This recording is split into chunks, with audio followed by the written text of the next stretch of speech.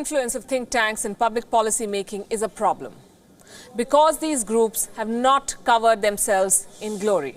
Besides, should policy making be outsourced at all? Is that even democratic and lawful? On Wion Edit, we explore these issues that are inherent in the conception and functioning of a modern think tank. Corporations are making huge benefits from their association with think tanks. The story of Lenner Corporation and the Brookings Institution is just a sample. Powerful think tanks like American Enterprise Institute, Center for Strategic and International Studies get funded by big corporates. The likes of JP Morgan Chase, KKR, Hitachi, Coca-Cola and Lockheed Martin, they're all deeply entrenched in this game. As we speak, the Democratic State Attorney General is investigating whether ExxonMobil influenced policy decisions in its favor through prominent think tanks. Be it elections, sugar tax, oil tax, cigarettes, even climate change or defense, think tanks have shown that their allegiance lies entirely with their donors. Over the years, they have published research articles which slammed the sugar tax and rooted for the oil industry. A think tank called the Institute of Economic Affairs even said, and listen to this, they said that sugar tax ruins soft drink manufacturers without causing any effect on overall sugar consumption. Another institute in South Africa called IRR recently conducted a research on the same issue, sugar tax. Guess who funded it? Coca-Cola.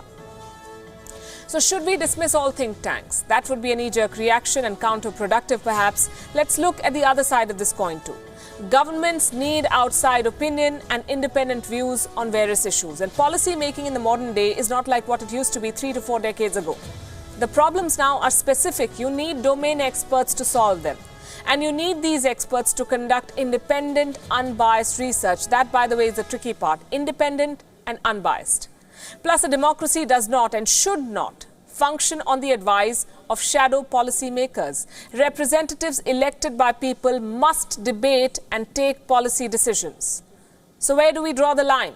The government must hire domain experts, perhaps on a contractual basis, to conduct such studies, or the government could come up with progressive, unobtrusive laws to ensure that think tanks are transparent. Go and check the books. Good audit is always the solution.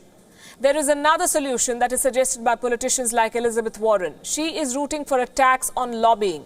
Though it may help in a modest way, it will not root out biased research with vested interests. Independent think tanks add value to a democracy, but reliance on think tanks comes with its own constraints, strings attached. The question is, who is the think tank thinking for? Fix them now, because misleading information is called information corruption.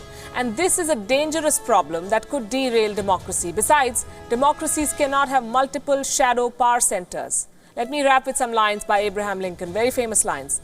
A democracy is a government of the people, by the people and for the people. Corporate interference through think tanks is a threat to democracy.